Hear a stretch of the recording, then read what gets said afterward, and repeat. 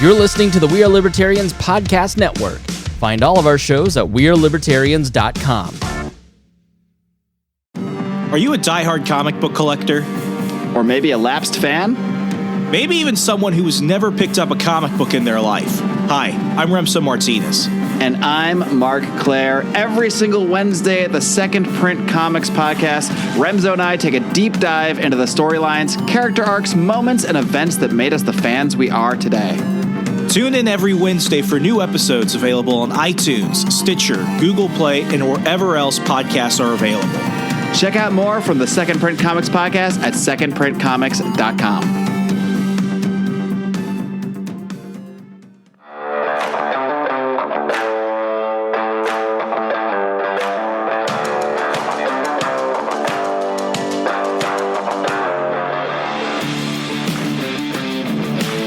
Prepare yourself.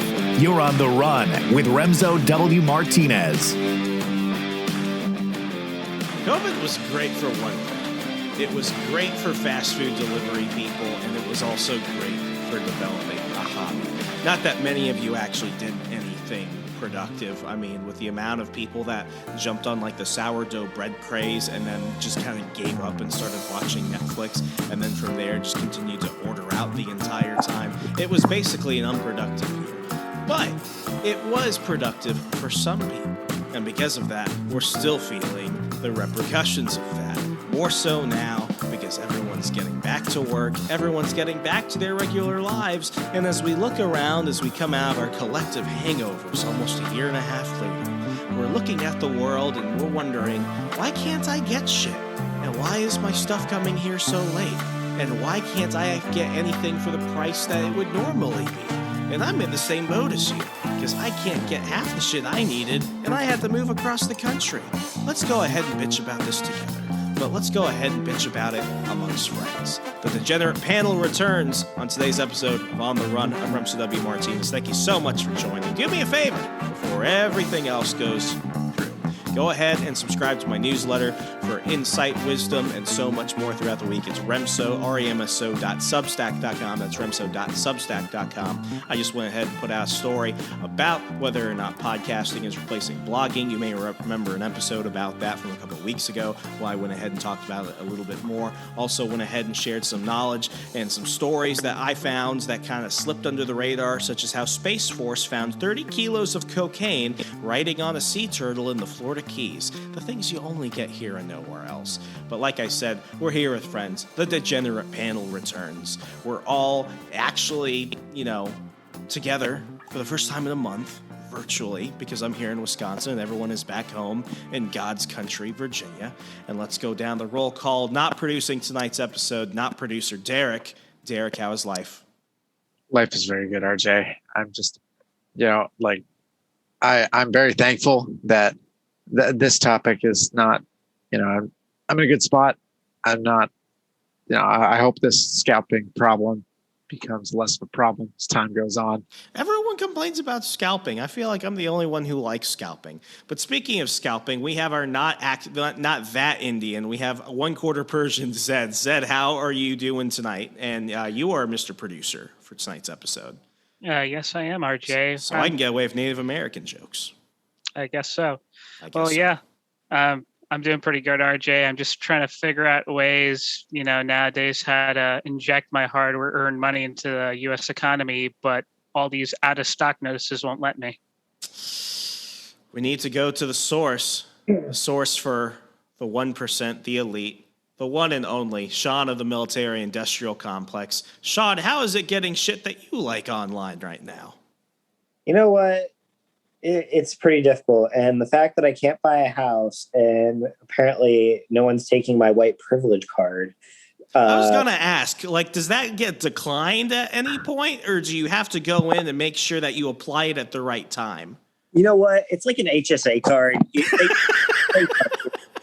it's like, it's try to accept this, but you know what? We're going to bounce it anyway.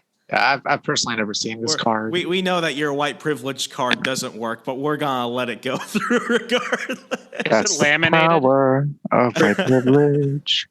You asked if it was laminated, Zed. I've got a quick story. I for laughs and for entertainment and educational purposes, just like you could buy fake money online, I wanted to see if you could get a fake COVID vaccine card for entertainment and education purposes.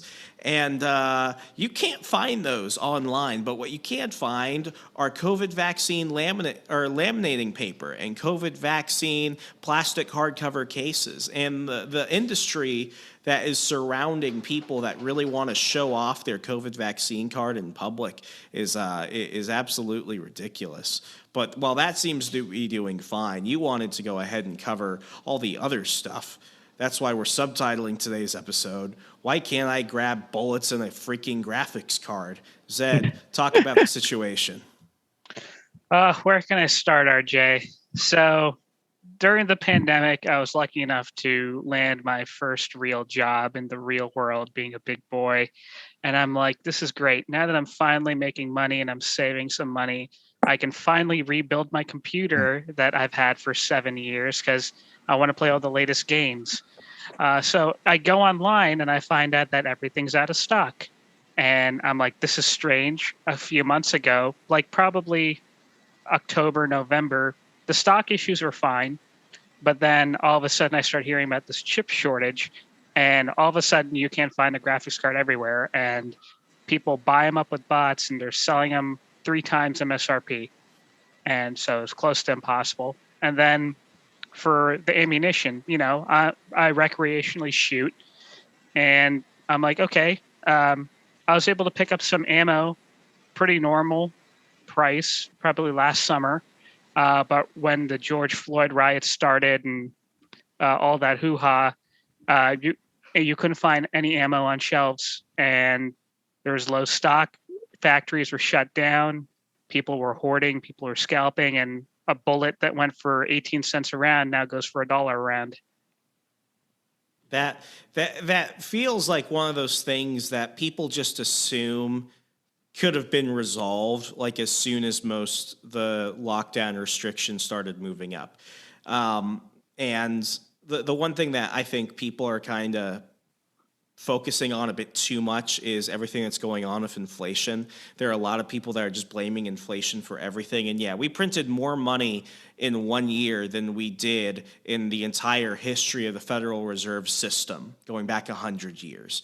But with that said, though, the American dollar is still the standard of the world. While it's basically like an inflationary invisible tax on regular American consumers, at the end of the day, I'd still rather be using the dollar than anything else. With that said, though, what people don't seem to talk about, especially in blue states, is the fact that when you shut factories down, when you limit production, when you go ahead and halt entire supply lines, it's going to make shit impossible to get because there's such a backlog. If you want to, okay, one example right now, I'm waiting for a reclining chair to come in July. I bought it at the end of May. And the reason why right now is because there's a run on furniture. And the reason why is because all the lumber fields had to basically shut down because obviously if you're cutting down a tree, you can't socially distance, whatever that means. So they go ahead and do that. Then the factories shut down. Then all the drivers got limited in time because of the number of people that had to get laid off because they couldn't just keep all these people on staff. So then when you go ahead and disrupt an entire supply line, you add inflation, and then you add a giant rush for these things, it's no wonder all this shit is happening. And for me, what I had to do, I only had a box of 9mm when I moved here. I have a coworker who was literally willing to trade me bourbon for bullets. I had a bottle of Virginia brandy with me. So I literally gave her a bottle of Virginia brandy for 2 boxes of 9mm. And it's crazy because now we're in a barter economy for most of these things if you want it now, because people don't just want the money for it. Now they're wanting stuff that is in high demand, especially since, you can't just go ahead and order alcohol from one state and have it delivered to another. It's difficult as hell. That's annoying. All this stuff is running up at like the worst time possible. And the reasons, while I tried to sum it up there to make it seem simple, everything else is just getting way more complicated as a result. Zed, I don't know if you know about this, but there's actually a fear amongst gun owners right now because all these munitions factories are pumping out rounds so fast, people are worried that they're getting defective bullets. What? I mean, that definitely can be an issue with quality control. I could say probably 2013, 2014 during the last gun panic when I think this is during the Obama administration, there's talks of new legislation going on, and we saw the same thing happen, but not as bad as what we're experiencing now. So what these factories were doing, they were pumping them out so fast that when the supply chain caught up, there were a few boxes of ammo I bought back in 2013, 2014, where they would fire, but some of the bullets, they're loaded like little less with powder or so, and bullets would just keyhole down range. Basically, your round would go sideways or something like that through the paper, or just accuracy issues, stuff like that. But I haven't heard of like shit like your guns exploding or anything like that. The main issue is just people just need to get their hands on ammo.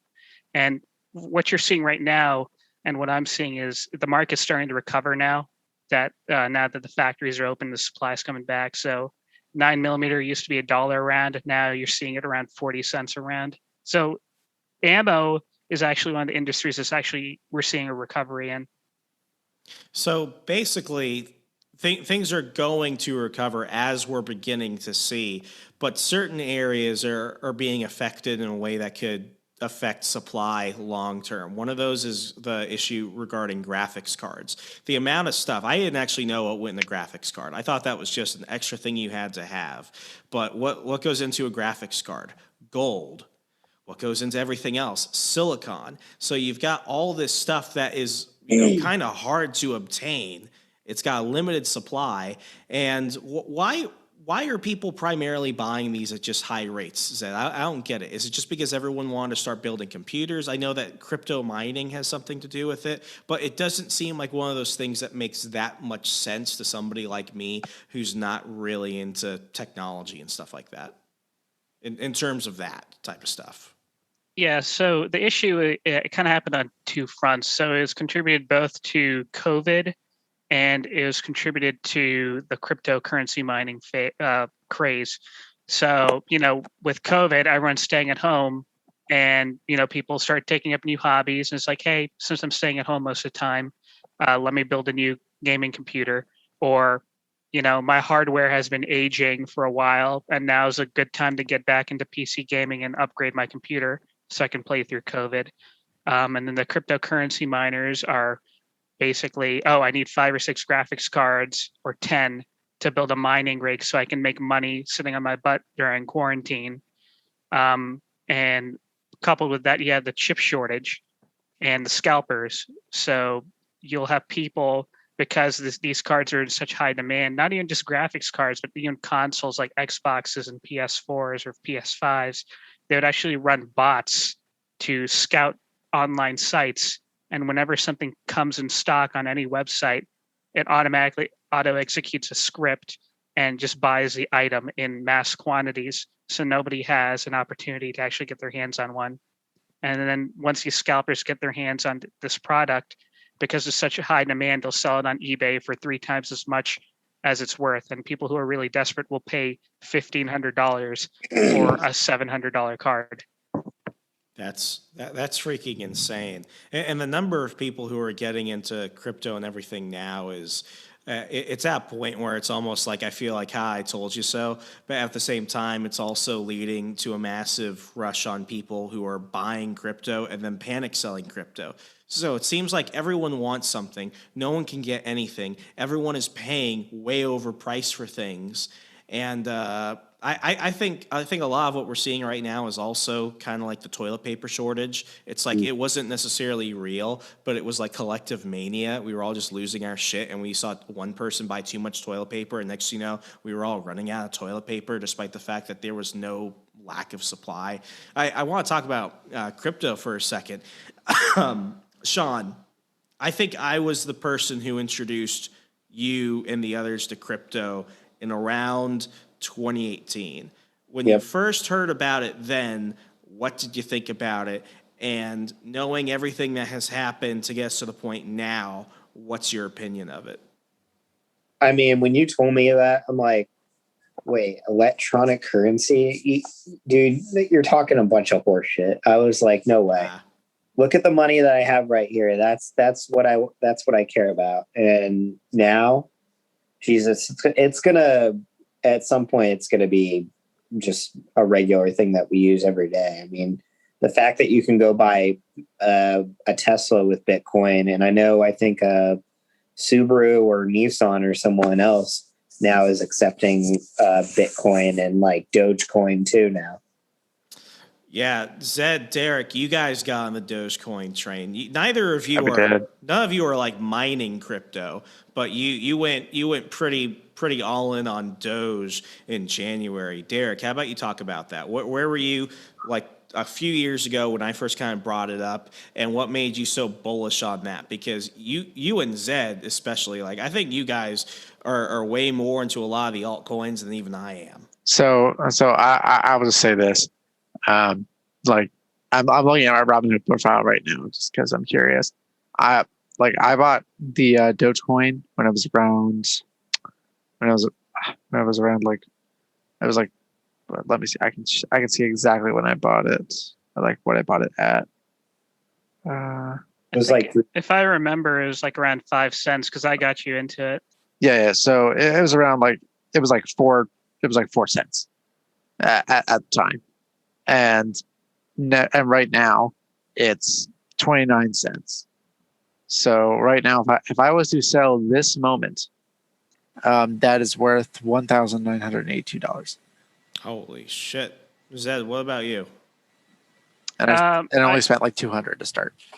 Wow. Yeah, so for me with cryptocurrencies, if it weren't for the scalping and the shortage of everything I'd want, I wouldn't have put as much money into cryptocurrencies as I would. Because I'm saving all this money, and I know a bunch of guys at my cigar lounge are like, oh, you should invest in stocks, you should invest in crypto. I'm like, okay, I got nothing better to do with my money, so let me start putting some money into investments like stocks and crypto.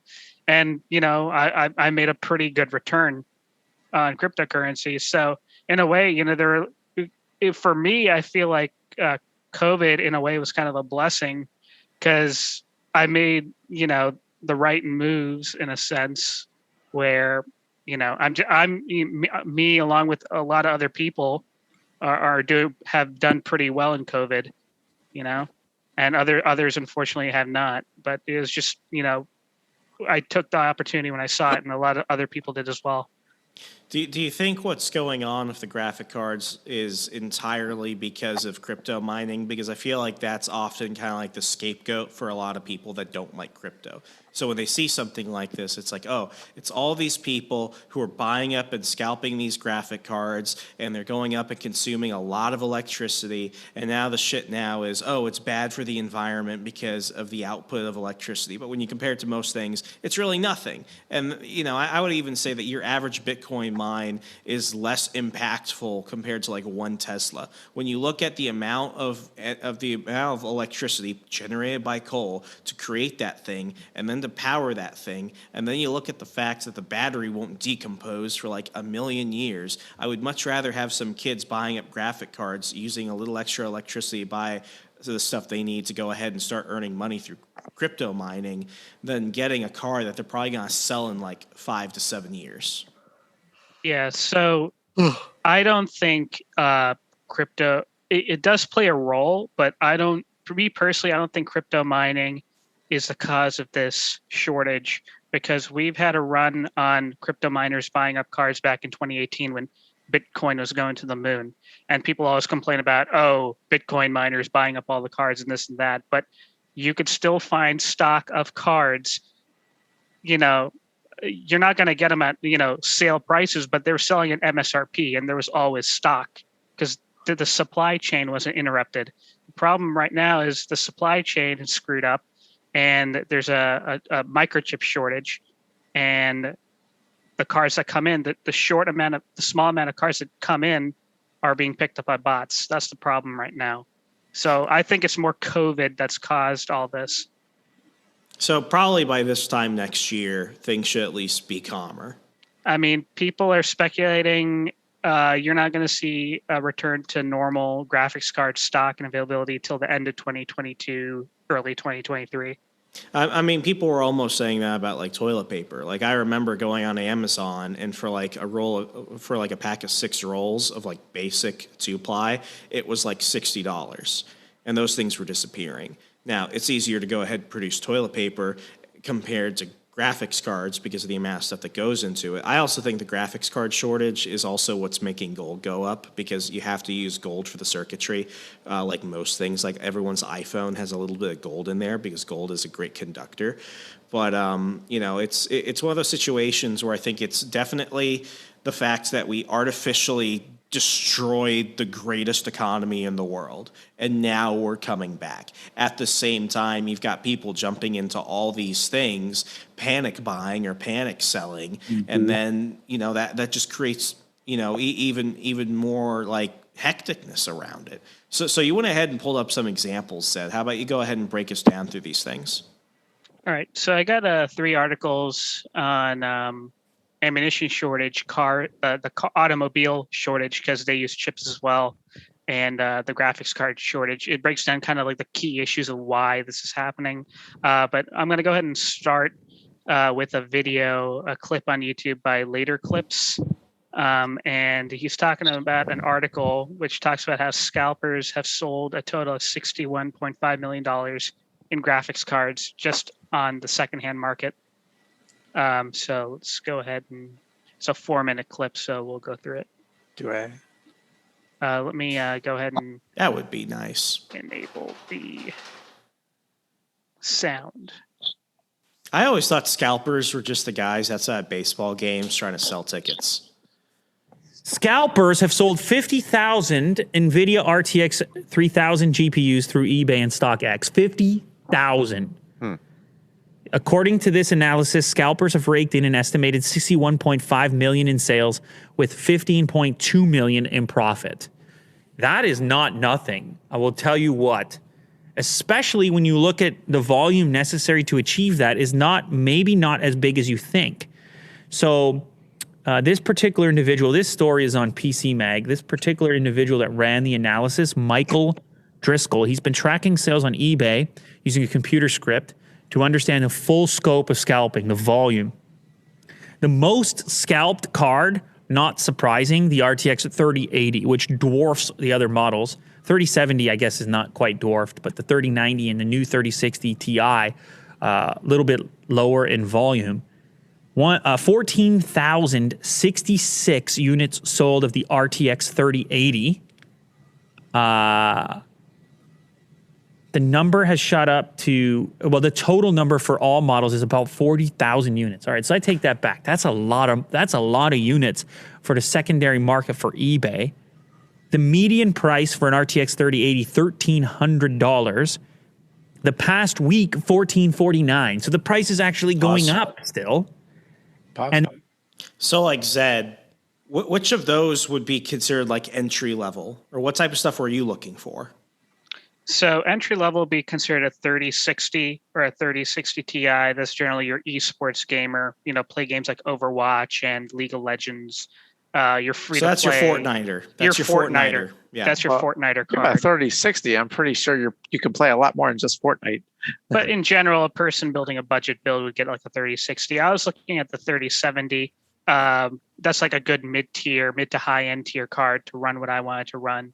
It says here MSRP $499, and there's videos saying, oh yeah, this card is going to outperform the highest tier card of the last generation, and that's why everyone wanted this card because it's going to be so hot in performance. So MSRP was $499. Scalpers are selling it for $867 when you can find one. So almost double. Okay. And the MSRP is $699 on that model, so it's a 2x price, which is actually, it's kind of held ground with those consoles as well. The new consoles are still kind of selling for close to double also. The markup, not so much on the 3090, which has a much higher starting price at $1,500. The median price there, $2,159. And the RTX 3070, it's close to double, $500 to $809. RTX 3060 from $399 to $667. But a tremendous number of units, just under 40,000 sold on eBay. Now, if you head down to the next chart, which actually tracks StockX sales, just kind of, who would have thought the sneaker resale website takes on the role of RTX reseller as well. Yeah, they're expanding. 10,000 units. Okay, so correct me because I'm going to go ahead and try and understand this. So people are buying things in bulk at the listing price of which they would be available. Then what they're doing is they're causing the overall stock of it to basically dwindle to nothing. And then what they're doing is they're going to sites that they own or other listing sites such as eBay or Amazon, and then that's where they're selling it for a quadruple markup over the MSRP. Correct. So it's basically flipping. Yes. Okay. It's sold on StockX. And as far as the comparison is concerned, it looks like you can actually earn a little bit more on StockX, at least when $2 more on the 3080, as far as the average is concerned. The other models actually looks like you can earn a little bit less. If we're just looking at averages, you're probably better off posting on eBay, though I don't know what the fee difference is on the two of them. Either way, when you combine them, it's 50,000 GPUs, Will, raking in a total of 61.5 million in sales. Secondary market sales. Wow. And NVIDIA still can't figure out how to make these fast enough. Not helping the matter as well is the 25% US tariff covering motherboards and GPUs, which has caused both vendors and scalpers to elevate the price even further. Okay, you just mentioned tariffs. These cards are made in China? China and Taiwan, mainly Taiwan. So basically that's a big problem. It's insane. Hype. It's ridiculous. Hype is the new currency, Will. Hype is moving markets and charts and lines and GPUs and GameStop, and it's weird. It feels like some sort of parallel here. Sitting at home, figuring out what to do. I need a GPU or more than one. I need a trading app. I need Netflix and Domino's and DoorDash and Xbox, Zoom. PS5. Yeah, I need a PS. It's like, it's all the stuff, it's all the at-home stuff. So I think this is part of the problem. And Sean, I want to get your input on this. So during like hurricanes, natural disasters and stuff like that, you've got many people in government that want to make price gouging illegal. Now, if you're the only person in like a town where, like it's like Hurricane Katrina or something, there were people there who were selling bottles of water for like $300. Now, it's one of those situations where it's like two things can happen. One, you're in a situation where you might not get water for a while. This guy needs an immediate return. $300, yeah, okay, and make sure that at least he's getting something really valuable out of it, because that bottle of water is the difference between life or death. Then you've got the people who might have a way in to get more, and they're just fucking taking advantage of people who were victimized by a natural disaster. So that's one of those things where it's like, I get the price gouging laws, but at the same time, it's like, you know what? Also keep the government out of it, because that might be the only way of actually allocating resources effectively. When it comes to like sports, and I always go back to this for scalping, it's like I never understood why scalping was illegal. I don't understand why, if somebody's standing outside of a stadium trying to sell tickets, and you probably know that person is not being fair with their prices, why should it be illegal for you to go ahead and buy your overpriced tickets from the scalper?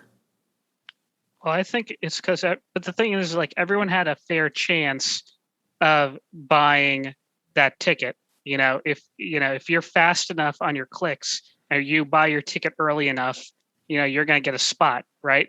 Problem what these guys are doing is they're running automated scripts on websites which automatically execute and buy up all the stock right away. So the average Joe, the normal person not using any of these scripts on his computer, doesn't even have a chance. Yeah. And this, in a way, it's doing damage to the PC community of people who want to get into computer gaming, because if this continues, gaming on PCs is going to be a hobby for the rich. You're no longer going to see $500 entry level gaming computers anymore. So that's the problem. Is you got all these people, using all these automated scripts and buying everything up, and no one even stands a chance at getting their hands on a card. Sean, do you agree with Zed? Absolutely. I mean, Jesus, I just ordered a new laptop and I'm not going to get it till almost July because the one thing that's holding it back is the graphics card that goes into it, the NVIDIA graphics card. Derek, how does something like this get fixed? And I know that's a real loaded question. There's a lot going into it, but my inclination is, and I already prefaced that a graphics card is not the same as toilet paper, but after a while, the toilet paper phase last year died out after around October. That was when you could feasibly get toilet paper. Everything is still inflated in price at this point artificially because of people just panic buying toilet paper. Yeah. At the same time, it's like we could still just produce more toilet paper. So what is it about this on stuff? This, I mean, at least with toilet paper, is that that's a physical commodity that people aren't going to resell, at least not to the extent of graphics cards. Like, once you have enough toilet paper in your home, you have no reason to get more. Like, people aren't rushing to buy it to sell it. This is something that people are buying to sell, with that purpose in mind, or set up, crypto mining servers or whatever. And like, I think the way you fix it is that, online retailers and retail stores need to basically enable one purchase per customer limit, maybe a month or something. Micro Center is actually doing that. Like, they're starting a policy where it says you can only buy one graphics card per month per customer because the scalping got so bad. So, like, this way scalpers can't, abuse bots. Like, their bot might buy one card. That's all they'll be able to buy because that's all they'll be allowed to buy. Does that make it any better, though? Because, the one thing the guy said at the end was that you've got people that are buying things and buying things in mass quantity and buying things at an incredibly inflated price. Yeah. Without necessarily the need to do that. So all of this stuff, like, it's not like food or water. You don't need any of this to survive. And as he accurately described, this is people who are at home, who have more time and disposable income. Zed touched on this. He has more time. He has more disposable income. He's getting into this. Both of you had that opportunity. That's why you got into Doge. That's why. Did you get into GameStop? Did you do that? I wish I did. I so wish I did. I only go in for big returns. Yeah, so it's like, let's think about, though. Now they're doing something that's going to harm just everyday people. Now you've got to go ahead and you're either going to be waitlisted or you're going to be considerably limited in how much you could buy. We saw this with GameStop, for example, when they basically said you're not allowed to buy anything else on the you're not allowed to buy any more GameStop stock on the Robinhood app, but you can sell, which led to the question, who were the people allowed to buy? It was the hedge funders. Then they did the same thing with Dogecoin. They said it was an outage, but come on, how can you have an entire network outage for an unregulated, uncontrollable cryptocurrency? That's bad. You could buy it elsewhere, but you couldn't buy it there on the place where most people are doing the trading. So it's one of these situations where it's like, I almost feel like saying, let the scalpers have their minute, have their moment in the sun, and eventually things will kind of even out as people start to get back to normal and as time passes. Because once these policies get put there, they end up making people feel like they're more permanent than they are. And RJ, I'm curious, just because I know, have you attempted to get a PS5 or no? No, man, I've still got a PS4 with me right now. My brother, so Ryan spent like months trying to get a PS5, and he got one of only two PS5s that were available in like a 3-day period in all of Fairfax County. And as he was walking out of Walmart, several people followed him, and the other person that happened to be there at the same time getting their PS5, that person was having people offer them like thousands of dollars in cash. My brother actually had to go ahead and like team up with the person. They walked to each other's vehicles to leave safely because they were worried that they were going to get mugged on the way out. But yeah, I mean the PS5 craze alone, like I remember that was pretty serious a few months back. I'm curious if that's still a problem. I don't know if it is. But you see, here's the thing, Derek. I'm not going to buy a PS5 for like another year and a half if I do that. Well, yeah, it makes sense. Yeah, like when I was younger, it was always like my parents, you have to get it on release day. Now it's like, just wait a year. I mean, I worked at GameStop. I always told these people, it's like, if you want one of these new games, at least wait a month and buy it used. Yeah, especially when it comes to consoles, just because, like all consoles at launch have problems. This is just a fact. You gotta like let them work out the bugs, and then they'll release like a PS5 Pro or some crap, and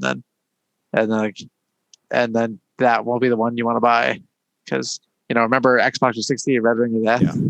Like, oh my gosh, I had to send it back to Microsoft. Yeah, like OG Xbox 360s, and then like they fixed that problem with feature models. Like feature models didn't have that problem, but that one did. It just depends on because they find the flaws as it's released, and then. I mean, I haven't heard anything bad about Xbox One S or whatever and the PS5, but they exist. Like I say, give it some time, let some games appear on them first, because at least for PS5, I know there's plenty of good exclusives on it that make it desirable comparatively to. But you bring up the PS5, and I'll get to you in just 1 second. I do have one question though. It's like maybe this is a dumb response, but like if you could tell that there's this much demand for it, I don't understand why it's so hard just to produce more. Well, that could just be, the PS5s as well need these cards, right? So it could just be a supply chain issue, just with Sony having trouble getting cards for their systems. Yeah, true. Zed? Because the PS5s are on SSDs, and also I'm not sure about the graphics card that are in them, but like. Just the equipment might not be there. Makes sense. Zed? Yeah, I was going to add, I actually think putting limits on purchases will actually help resolve the issue. Because right now what you're seeing is none of these websites are selling these graphics cards. They're putting a one per customer policy. To give you an example for ammo, when you went on websites to buy ammunition, the moment stuff started getting crazy last summer, you'd see all these websites saying we're limiting purchases to 2 boxes a customer, 3 boxes a customer online, right? And it's carried on through that way until now. And now what you're seeing is online on these forums that monitor in-stock notices, people are actually not buying. What they're doing is they're holding for the price to go down, and it's actually working. So 2 months ago, 9mm was like 85 cents a round. Mm-hmm. Now it's like 40 cents a round. Why? Because everyone on that site was saying, this is too high of a price. We're not going to pay this. Everyone hold until the price goes down. And sure enough, as supply started coming back and people kept holding, the price kept going down and down and down because people weren't buying as much. The problem you're seeing with these graphics cards is that, there's no limit. So people are just checking out as much as they can because they know people are going to pay that price because there's still a demand. So who at the end of this is at fault? The scalpers or the people willing to pay the scalpers? Both. I'd say both. It's just, the thing is, nobody forced you to buy that card at that price, but you're too impatient and you wanted your graphics card right away. So you paid $1,500 for a $500 card. And so it's a double loss because not only are you out more money, but because you've enabled this type of behavior, you're prolonging how long it's going to be. Exactly. And you're incentivizing the scalper and you're incentivizing NVIDIA, the manufacturer, because they figured out, why do we got to list our cards at an affordable price when we can raise our MSRP and people are going to pay that price? You know? Just scalpers. Yeah. So something that I'm curious about, like, because I guess since all these scalpers are making a profit off of their products just by buying and then reselling, does like NVIDIA have grounds to sue these people just because like they're making such a profit off of their equipment? Like just the idea that they're buying it and then selling it back at triple the price. I mean they're making so much money. They could care less. All they care is someone's buying the product. That's true, but like somebody's making more money. If they wanted to, they could list their cards for $1,000 a piece, but that'd be bad PR. Yeah, it would be. That's why they have. Sean, what were you gonna say? I mean, this goes on to my struggle. I've been trying to buy a house for a while, and because of COVID and the low stock of houses, it's just been people are willing to buy houses like just like graphics cards over $80K over asking price. I mean, I've been outbidded 4 times for houses, and I just actually got a call today from some condos that I looked at probably like almost a month ago, and they were like, "Hey, Mr. Doyle, we just want to let you know the price on your condo that you were looking at has gone up $80K because of the lumber shortage." Jesus, this is, and I didn't know it was going to go this way, so I really want to touch on what Sean just brought up because he brought up something that has actually been really bothering me the last couple of months. Before I do that, Zed, any other stories that you wanted to cover? Zed, you're muted. You're muted. I could pull something up on the lumber shortage, or we can just really quickly follow up on the auto market real quick. Let's touch on that because Sean brings up housing, and I think no one is talking about housing. And I've got like a crazy theory about what's going to happen with housing. So let's jump on auto. Okay. All right. Article. It's not a Q theory. I feel like I have to put a disclaimer. It's not a Q theory. It's a real theory based off numbers and shit like that. So on chip shortage that's affecting just car a supply. Theory, a game theory. Okay, an automotive news survey about the ongoing shortage of semiconductor chips needed for new vehicles, electronic systems, found nearly universal concern. The auto industry is fully aware just how bad the current chip shortage is. Anecdotally, this has been clear for a while. Ford recently said that chip shortage is perhaps the greatest supply shock he's ever seen.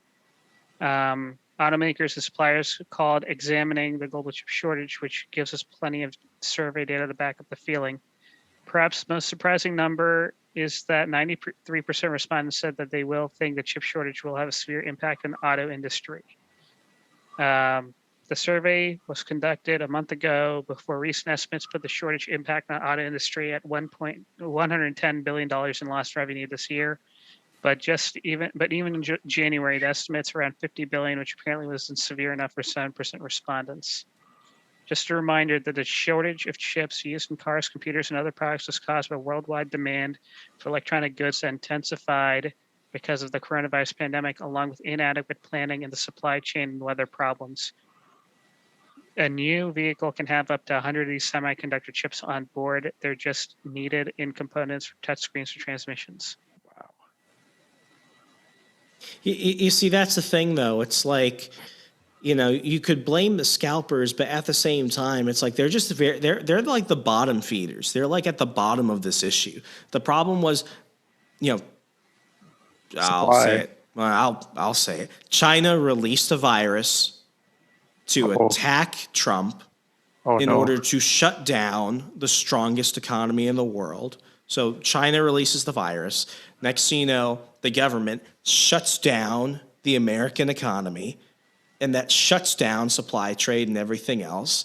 So it's like, everyone's going after the scalpers, and then they mention the supply trade, but nobody wants to point out the fact that, all of this could have been avoided had we actually looked at the science and saw that, hey, you have a 99% chance of surviving, of getting COVID and surviving, and of your chance of severely being injured, that's and permanently disabled because of it, that's like a 0.5% chance, and then your chance of dying is like less than like 0.4%. It's one of these situations where it's like, I'm worried that each time something politically happens that the sitting party in power doesn't like, that they're going to go ahead and create these situations. Because while we're all distracted by scalpers selling graphic cards and all this other stuff at high rates, they're just going to keep doing it, and they're going to keep us so distracted and so screwed up with all this other stuff. They're just going to keep doing it.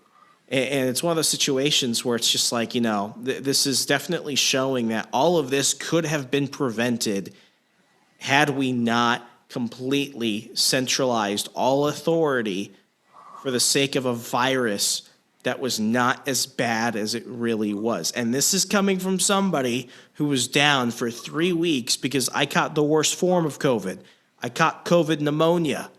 It was bad. I'm not saying COVID's not real. But my God, and I told you guys this, like, it sucked for a couple of weeks, but I was at the end of it, I was like, you know what? This is not worth, like, shutting down the economy for. And if we do this again, it's going to be like this, but worse. 100%. Yeah, I mean, I experienced this auto chip shortage firsthand because I'm like, okay, I can't. You're trying to find a car, aren't you? Yeah, because I'm like, okay, I can't. At the time, I couldn't spend money on ammo. I couldn't spend money on a new computer, So I'm like, all right, you know what? Let me buy a new car, the car I always wanted, like a new Mustang, right?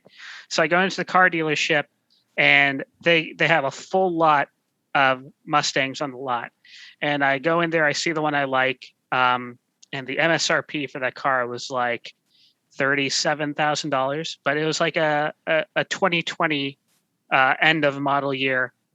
Just sitting in there in the showroom, like 1 year old, no one picked it up. So I'm like, okay, cool. So this is a 2020. I can probably get a good deal at the door because it's just sitting there. Go in to negotiate. They were asking $4,000 over MSRP with no negotiating at all. And I had a cousin who came with me who actually runs a car dealership, and he was telling me that you should buy this particular car out the door. You should pay $35,000 and no more. But this dealership was asking $41,000 and they weren't budging. And the reason they're saying is that because of the supply chain issue and the microchips and Ford shutting down production for a couple of weeks, because cars just aren't coming into the dealership bought up all the Mustangs within a 200, 300 mile radius and was hoarding them because this is all the inventory they know they're going to get for the foreseeable future. So they're like, we're selling these cars at this price because these are all the cars we're going to get for the foreseeable future. Wasn't Ford, though, and I think you and I talked about this like last April, May, when you first started thinking about getting a car, Ford was allowing you to put like 2% down and walk out the door and not make payments for a year. Yeah, so it's like I hear that story and that makes total sense. But at the same time, it's like they were also basically allowing people who they couldn't necessarily confirm whether or not they could actually make those payments later, just walk away with cars. So the thing is, if I were to go looking for a car, probably in December, January, when COVID was still at its peak, I would have gotten an amazing deal. Because the thing is, people weren't buying cars during peak COVID. But as stuff started relaxing and stuff started opening up, people were like, all right, I'm going to use this disposable income I've accumulated throughout this pandemic. I'm going to buy myself a new car. So then there's a huge surge in demand for cars. Meanwhile, there's no supply coming in for the factories. And then the dealer's like, oh, shit, if we're going to lose all of our inventory if we keep selling these cars off at this price. So let's jack up the price and make as much profit as we can because we don't know if we're getting any more cars. Yeah, at that point, they thought that 15 days to flatten the curve wouldn't turn into a year. this is all. I don't want to like beat a horse of I was about to say beat a horse of a dead stick, but be a dead horse with a stick. It's like no innuendos, Derek. It's another example of like if we had not just completely shut things down, none of this shit would have been happening. This is the government's fault, 110%. But now since we've kind of covered all this, I want to touch on housing. We all remember the 2008 subprime mortgage crisis that turned into the bailing out of the banks, basically Lehman Brothers, basically getting bought up by the government. Now it's just Fannie and Freddie and the Fed just printing money at a rate that we thought was absurd for the time it happened.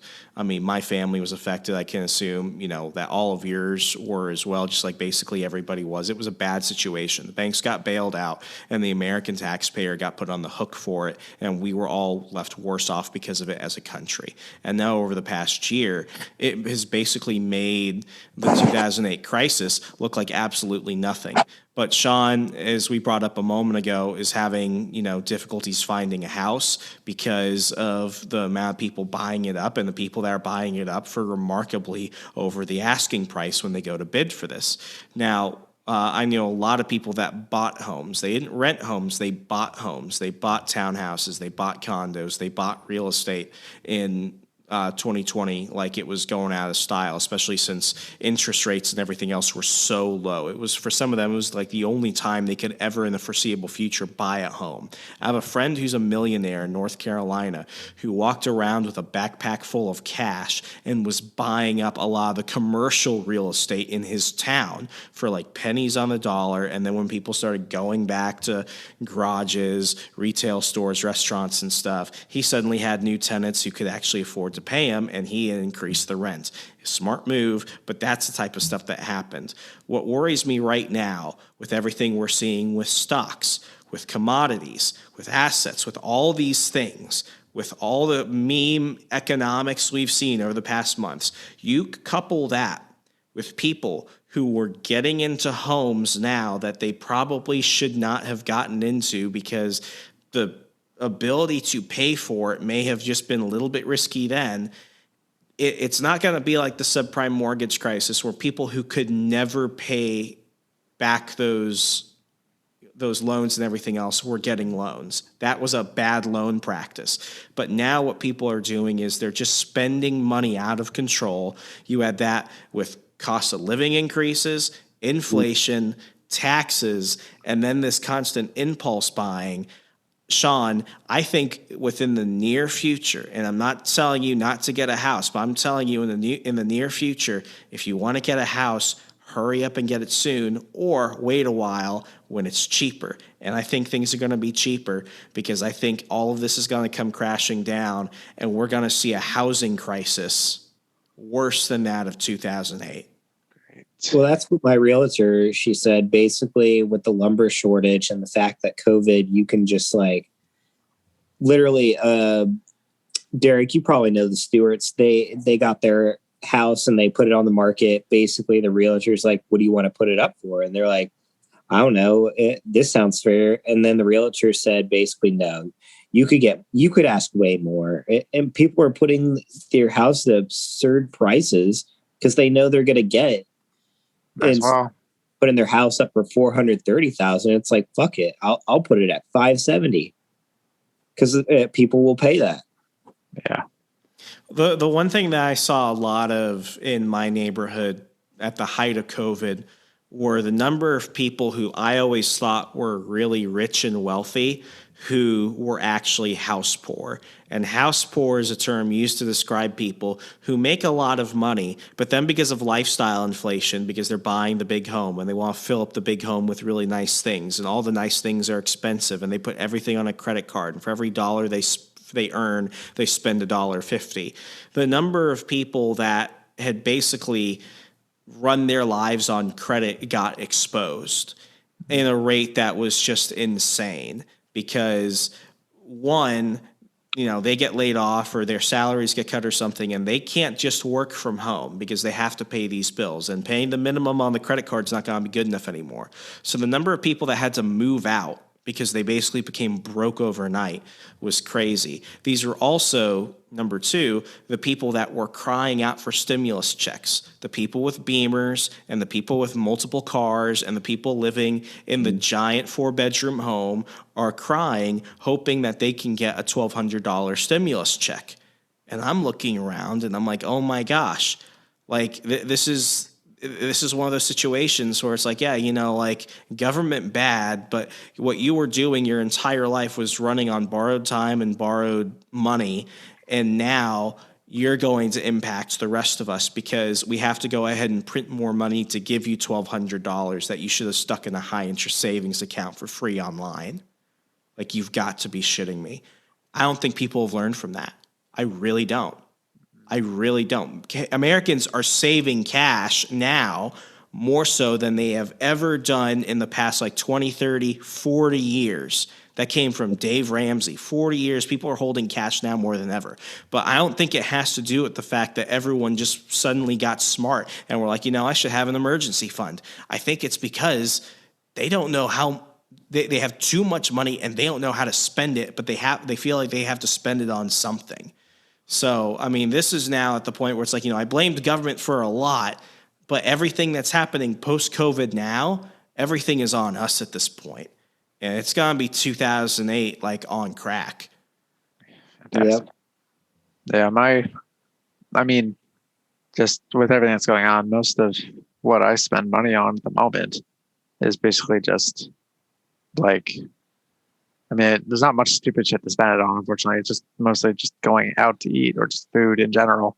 Like, what do you guys typically end up spending money on now? That's just like this whole, like, with every, like, you can't buy a car, can't buy a new PC, stuff like that. Like, just. Well, at least for me, thank God cigars are still in stock. Just wait. Shut up, Doyle. Don't jinx it. But yeah. People start scalping cigars. Yeah. Ever since COVID started, I had a lot of free time on my hands and chilling on my computer gets boring after you do it for like 2-3 weeks straight.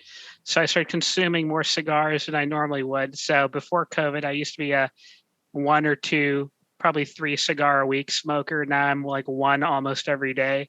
Oh my God. Just because it's just a habit that stuck to COVID, because I enjoyed having a cigar on the patio because there's nothing else to do. And, some good things come out, I guess. So again, I bought a new laptop. It's going to take a while to get it because of the graphics card and everything that goes into it. Well, needless to say, if I did not do it through my company corporation discount and everything, it could have taken over. You mean your white privilege card didn't get accepted? No, you know what? I tried typing in my membership ID and I uploaded a picture to Dell, and they said, we don't take this kind of shit. As you can see, I am white. Hello, fellow white man. Aren't you a half Asian lawyer? I will get my half Asian lawyer on your ass. He's not Bill Richmond. We gotta get. I want to get Bill Richmond on the show one day. That's a goal.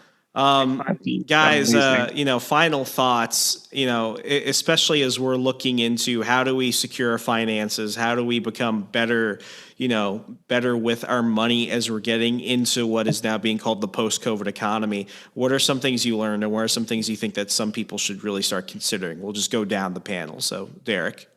I still think I have a lot of things to learn when it comes to that. So I recommend that no one take my advice too far to heart. I think Zed would know more. But they should listen to this show. 100%. Listen to the show, please. That there's better advice as we go down. But basically, I mean, I'm just sort of holding my money at the moment. I mean, I haven't dived too much into investments. I probably should, but I'm just kind of, doing my job and making money and trying to save. And so you're not going to buy the $5,000 graphics card? No, Okay. So the miracle for me, and I'll just say this now, is that thank you, Zed. I will thank you every day until I die. But he got me to build a PC just before all this bullshit started. like I literally got it into January of 2020 before all this shit started. We were so close to problems. And yeah, like, if it wasn't for him, I wouldn't have my PC right now. So thank you, Zed. Zed? I would say save your money, make smart investments, and also spend the money on stuff you enjoy in life, because life is short and you're not going to be able to take all your money to your grave. You know, why are you working so hard? You know, you got to enjoy some of that money. So that's what I'd say. Just be smart with your money and enjoy the things you like. Sean? I'd say the same thing. Like Zed, save, go into smart investments, enjoy the things, go outside. Like, you know, because of COVID, a lot of us were cooped up. Go outside, smell the air, run around, slap a cicada around and call it a bitch. You know, if there's one thing I could add to that, Doyle, I would say, like, if you're not spending your money on much else, go on a trip. Just go somewhere. I don't care where it is. Just go somewhere. Like, we're all going to come see you, RJ, fairly soon up in Wisconsin, because, you know, that's just a fun trip for us. We get to see you, get to explore Milwaukee, explore. Guys, there's so much beer here. Oh, I'm looking forward to that. So much beer. I have become basically, well, if I was not already like a professional, high functioning alcoholic. Oh no, it is crazy. That's like, are there cigars? I'm going to a cigar place tomorrow. I'll tell you how it is. It's about 15 minutes from my apartment. But yeah, I mean, definitely all good advice. Enjoy your time. Don't be impulsive with your money, and you know, just have that 6-month emergency fund. Have a side hustle. Do something, like, you know, start looking beyond just what you were taught in school. Crypto, I'm not going to tell you what to buy. I'm not going to tell you why you should do it, but at least look into it. Get some stocks that give you a good dividend and start building a dividend tree to make money while you sleep. There's so many ways to do it, but you can learn all about that on past episodes of On the Run. We talk about financial and investment advice. I'm not a financial expert, but I do talk to people and review stuff who, you know, will give you better advice. So this is all for educational purposes. And please, I go ahead and put this stuff out regularly on my Substack newsletter. It's remso.substack.com. It's remso.substack.com. Go ahead and subscribe to that so you get additional stuff outside of the regular podcast. As always, folks, I want to go ahead and thank the Degenerate panel. We are Libertarians Network, coming to you every Monday and Thursday. As always, be safe, be good. I'll talk to you later.